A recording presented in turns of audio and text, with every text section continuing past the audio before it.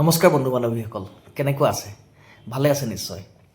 কেইবাদিনো মই video' upload কৰা নাই আৰু ভিডিঅ' আপলোড কৰা নাই কাৰণ বিষয়বস্তু তেনেকৈ পোৱা নাছিলোঁ বা কিতাপো পঢ়া নাছিলোঁ।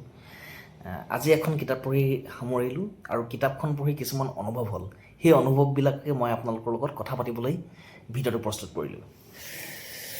আপোনালোকে বাৰু নিজক ৰাজনৈতিকভাৱে কিমান সচেতন বুলি ভাবে বা মই হ'লেও নিজক কিমান সচেতন বুলি ভাবোঁ? আপোনালোকে হয়তো ভাবে যে মই ৰাজনৈতিকভাৱে বহুত সচেতন বা ময়ো ভাবিছিলোঁ আগতে যে মই ৰাজনৈতিকভাৱে বহুত সচেতন, মই বহুত কথা জানো।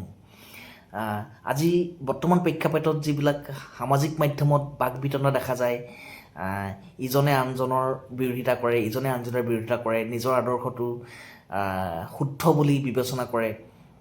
আমি সাধাৰণ মানুহবিলাকে এইবিলাকত লাগি থাকোঁ আৰু কেতিয়াবা এই বাক বিতণ্ডাবিলাক এনেকুৱা এটা পৰ্যায় পাইগৈ যে বহুত অশালীন শব্দ ব্যৱহাৰ কৰি পিনে প্ৰত্যুত্তৰ দিয়ে আৰু অশালীন শব্দৰ প্ৰত্যুত্তৰত এনেকুৱা এটা পৰিৱেশ সৃষ্টি হয়গৈ। এই পৰিৱেশটো বহু ঋণাত্মক হয় সমাজখনৰ কাৰণে আৰু এই ঋণাত্মক সমাজখনৰ আমি সৃষ্টি কৰি আছোঁ লাহে লাহে সামাজিক মাধ্যমৰ দ্বাৰা। কাৰণ আজিকালি প্ৰত্যেকৰ হাতত স্মাৰ্ট মোবাইল আছে, স্মাৰ্টফোন আছে, প্ৰত্যেকে নিজৰ অপিনিয়নটো দিব বিচাৰে আৰু অপিনিয়নত বাক বিতণ্ডা হয় আৰু বাক বিতণ্ডাবিলাকত এনেকুৱা ধৰণৰ পৰিৱেশ ৰচনা হয় আৰু সেইকাৰণেই আজি ভিডিঅ'টো প্ৰস্তুত কৰিলোঁ।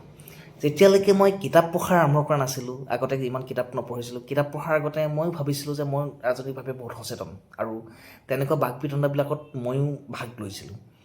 অৱশ্যে ইমান অশালীন হৈ যোৱা নাছিলোঁ বা ইমান শালীনতা বজাই কিছুমান তৰ্ক কৰোঁ বা আজিও কেতিয়াবা কৰোঁ শালীনতা বজাই, আৰু কেতিয়াবা নিজৰ ভুল থাকিলে সেই ভুলখিনি শুধৰাবলৈ চেষ্টা কৰোঁ আৰু জানিবলৈ বিচাৰোঁ যে মোৰ কোনখিনি ভুল হ'ল আৰু নতুন নতুন যুক্তি কিছুমান পাওঁ। সেই যুক্তিবিলাকে নিজৰ ধাৰণাবিলাক শুদ্ধ কৰিবৰ কাৰণে সুবিধা হয়।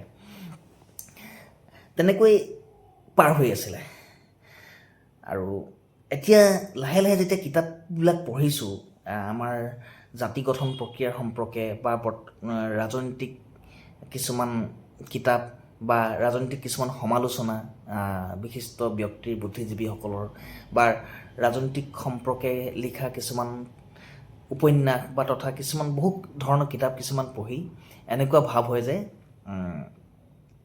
আমি ৰাজনীতিৰ বিষয়ে ন্যূনতমো নাজানো। বিশেষকৈ মই লোকৰ কথা নাজানো, কিন্তু মই হয়তো 0.0000000% জানো নাই নাজানো, সন্দেহ আছে। এইকাৰণে ক'লোঁ যে পূৰ্বৰ পৰা আমাৰ যিমান আমি ইমান ডাঙৰ ডাঙৰ আন্দোলন নেদেখিলোঁ, আমি আমাৰ চামটোৱে ইমান দেখা নাই, আমি অসম আন্দোলন দেখা নাই, আমি ভাষা আন্দোলন দেখা নাই, আমি মাত্ৰ এটা ডাঙৰ আন্দোলন দেখিলোঁ যে সেয়া কা আন্দোলন দেখিলোঁ। কাৰ আন্দোলনত 5জন শ্বহীদ হোৱা দেখিলোঁ, তাৰ ফলাফল কি আমি গম পালোঁ।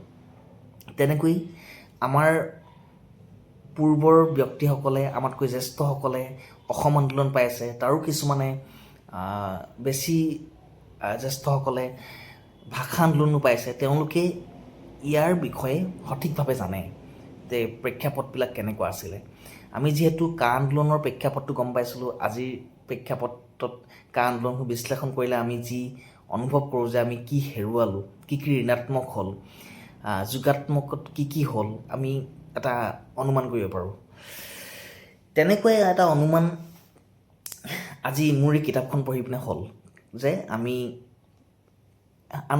একো নাজানো ৰাজনীতিৰ বিষয়ে আৰু এই আমি নজনাৰ কাৰণে, আমাৰ ৰাজনৈতিক সচেতনতা নথকাৰ কাৰণেই আমাক এই যে ৰাজনৈতিক শক্তিবিলাকে আমাক ব্যৱহাৰ কৰে এনেধৰণে যে আমাৰ মাজত এটা নেৰেটিভ দি দিয়ে।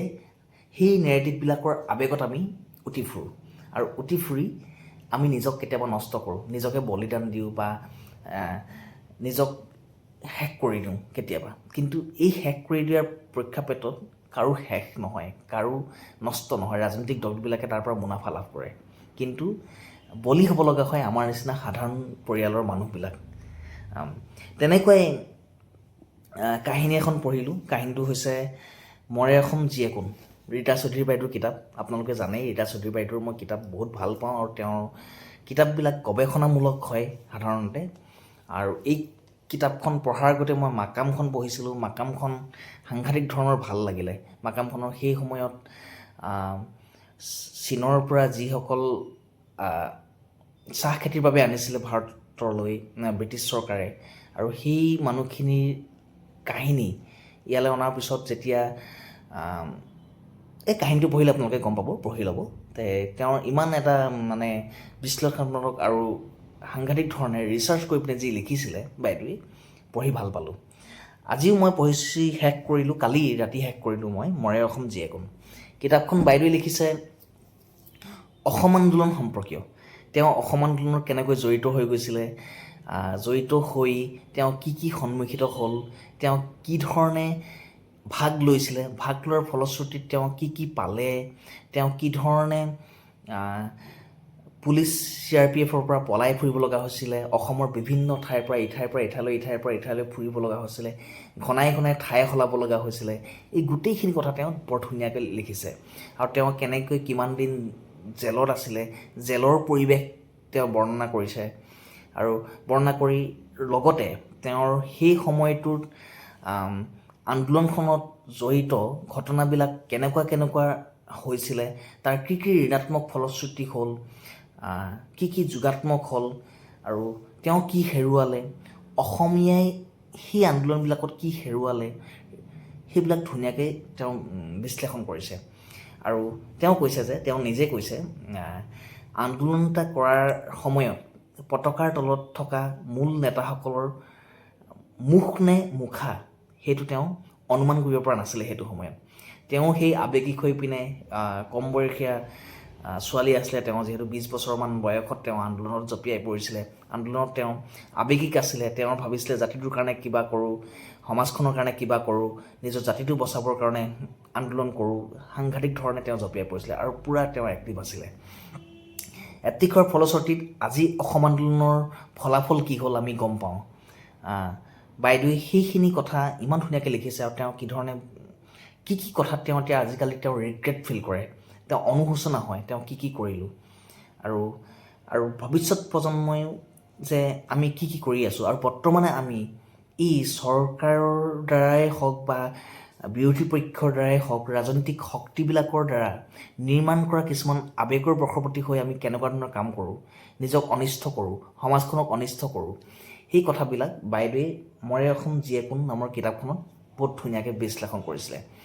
আমি যে এই বাক বিতণ্ডা কৰোঁ সামাজিক মাধ্যমত, ফেচবুক হ'ল বা অন্যান্য যিবিলাক প্লেটফৰ্ম আছে, এই প্লেটফৰ্মবিলাকো যে আমি কাজিয়া পেচালবিলাক কৰোঁ কিবা নেৰেটিভত, বা চৰকাৰে বনাই দিয়া এটা নেৰেটিভত, বা বিৰোধীয়ে বনাই দিয়া নেৰেটিভত, নহ'লে কিছুমান সংগঠনৰ দ্বাৰা নিৰ্মাণ কৰি দিয়া নেৰেটিভত যিবিলাক আমি আৱেগৰ বশৱৰ্তী হৈ কমেণ্ট কৰোঁ, বা আমি কাজিয়া কৰি অশালীন এটা পৰিৱেশৰ সৃষ্টি কৰোঁ, ঋণাত্মক এটা বাৰ্তা গোটেই সমাজখনলৈ আগবঢ়াই দিওঁ, সেইখিনি আঁৰত তেওঁ বহুত ধুনীয়া পৰামৰ্শ তেওঁ আগবঢ়াইছে কিতাপখনৰ দ্বাৰা।